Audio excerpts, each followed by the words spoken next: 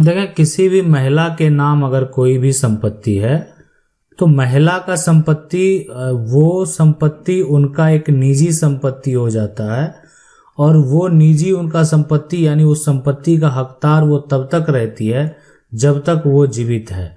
ठीक है, मतलब जब तक वो जीवित है तब तक वो महिला जो है उस संपत्ति का हकदार है।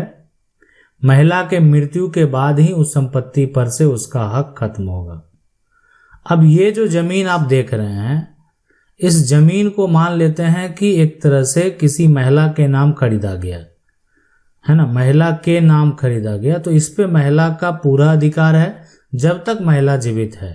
अगर ये जो प्रॉपर्टी है यानी महिला को एक तरह से महिला को अपने पिता से प्राप्त हुआ है, मतलब उनको अपने पिता से ये जमीन प्राप्त हो गया, तो उस केस में क्या होगा, उस केस कि इसमें भी कोई दावा नहीं पेश कर सकता जब तक महिला जीवित है।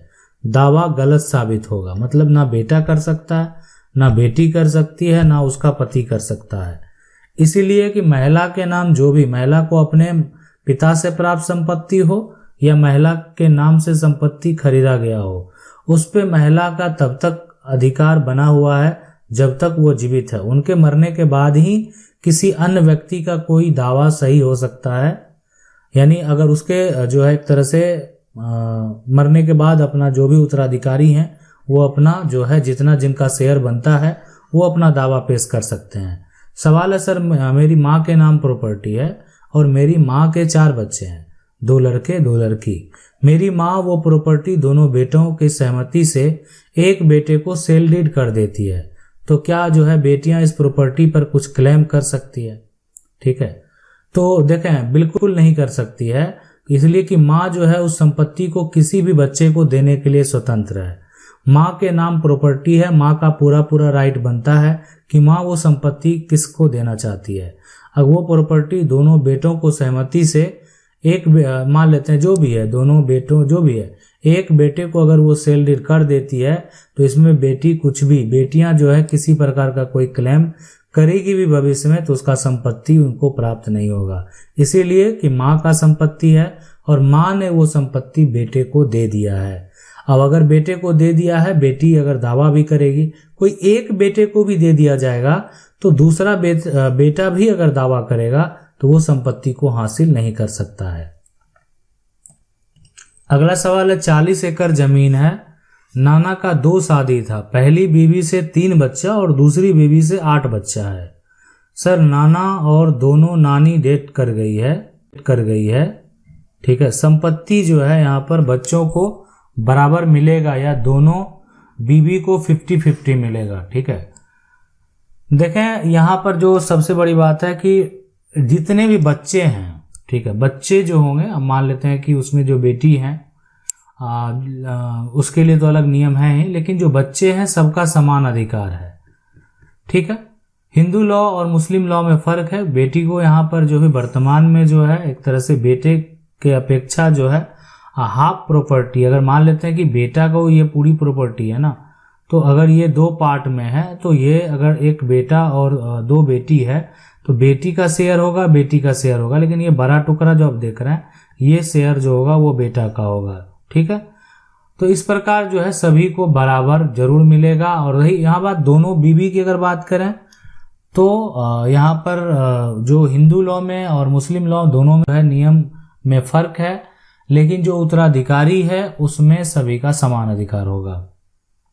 सवाल है, 16 ईयर से मेरा जमीन पर कब्जा है, गलत पेपर बनाकर मेरा जमीन को 2 बार सेल कर दिया है, क्या करूं? मैंने यहाँ पर मोटेशन जो है लेट से करवाया था। देखें, अगर गलत कागज बनाकर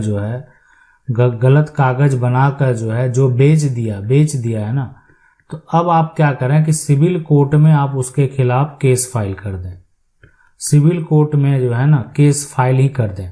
अगर आपकी जमीन आपके हाथ से चली गई है तो सोचना नहीं है, विलम्ब नहीं कर। देखिए, जमीन आपकी है, आपको पता है कि आप कब्जे में हैं और साथ में आपके पास डॉक्यूमेंट है, आपने जो भी डॉक्यूमेंट आपके पास होगा उन सभी से पहले आपने वो संपत्ति को प्राप्त कर चुके हैं, खतियान के माध्यम से हो या आप संपत्ति को कब्जा किए हो।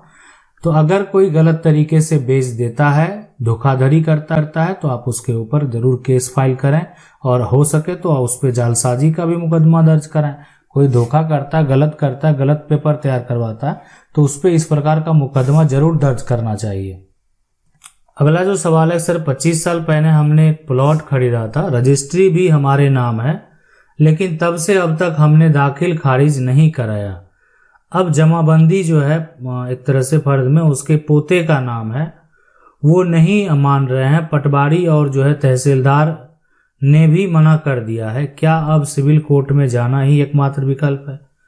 बिल्कुल, देखें, अगर आपने 25 साल पहले रजिस्ट्री कराई है, दाखिल खारिज ठीक है, मान लेते हैं फर्क है, आप उस पे ऊपर केस फाइल करेंगे कि रजिस्ट्री किया गया, लेकिन आज जो है वर्तमान में जमाबंदी जो एक तरह से है दर्ज, उसमें जो है फर्क हो गया है, किसी कारणवश वो धोखा दिया, त्रुटि कर दिया। तो अभी अगर जो उसका वंशज है जिससे आपने जमीन खरीदा, वो अगर इस बात को सपोर्ट नहीं करते हैं तो आप उसके ऊपर केस फाइल करें, उसको भी जवाब देना पड़ेगा। जब आपके पूर्वज बेचे हैं तो आप इनको सपोर्ट काहे नहीं कर रहे हैं? आप उसको भी तो कोर्ट में जवाब देना पड़ेगा कि उनका पूर्वज का सिग्नेचर है, उनके पूर्वज के द्वारा बेचा गया, सारा कुछ एक तरह से जो प्रूफ है वो मैच कर रहा है, यहाँ पर पहचान जो है वो मैच कर रहा है, सारा कुछ दर्ज है, फिर आप उनको जो है इस बात का सपोर्ट क्यों नहीं कर रहे? तो ये बेहद जरूरी है। अगर ऐसा वो नहीं करते हैं, सपोर्ट अगर वो नहीं करने में अगर सक्षम नहीं है, तो उन पे दबाव बनाया जाएगा और उनको कोर्ट से आदेश दिया जाएगा, और उसका जो आपके पक्ष में जो फैसला होगा, ठीक है, उस आधार पर आपकी जमीन का म्यूटेशन भी होगा। सवाल है, सर मैंने खेत की रजिस्ट्री कराई जिसमें बेचने वाला 5 महीने बाद मेरे खिलाफ धोखाधड़ी का केस जो है यहाँ पर दर्ज कराकर एक तो बोल रहा है कि मैंने उसे जो है मेरा एक तरह से है और धमकी दी है, जबरदस्ती रजिस्ट्री करवाई है, और मैंने जो है यहाँ पर जो है सरकारी मूल्य से कम में जमीन लिया हूँ और उसकी स्टाम्प ड्यूटी पूरी वैल्यू की पेड किया हूँ, और बेचने वाला एक जो है एक तरह से मालिक है और खेत का उसका दूसरा कोई हकदार नहीं था। मेरा 11 मंथ का एग्रीमेंट था, अभी मैं जो है क्या करूं, है ना, सीधी सी बात है। देखें, आपका जो रजिस्ट्री हुआ है उस पर आपका जो पैसा दर्ज हो गया ना, और वो रजिस्ट्री हो गई, तो रजिस्ट्री में देखें साफ साफ पूछा जाता है कि आपने पैसा प्राप्त किया है, जमीन विक्रेता को पूछा जाता है, तो आप जितना उसमें वैल्यूएशन दर्ज है, आज भविष्य में जब भी अगर आप दावा भी पेश करेंगे कोर्ट में, तो उस पर जितना वैल्यूएशन दर्ज है उतना पैसा देना होगा, है ना। यानी अगर मान लेते हैं कि रजिस्ट्री किसी कारणवश कैंसिल भी हो जाती है और आप पैसा रिकवरी चाहते हैं, तो उस व्यक्ति को जो डॉक्यूमेंट में पैसा दर्ज है उतना पैसा वापस किसी भी हालत में करना होगा, ठीक है। अगला सवाल है, मैं कृष्ण कुमार फ्रॉम बिहार ईस्ट चंपारण मोतिहारी से हूँ।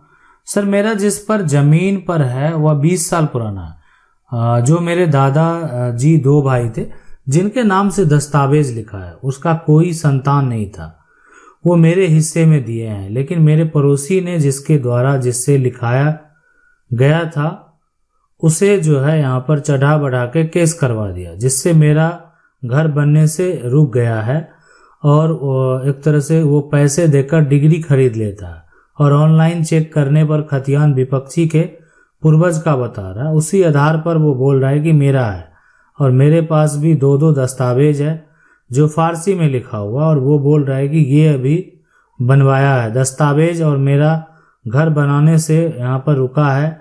जमीन 1958।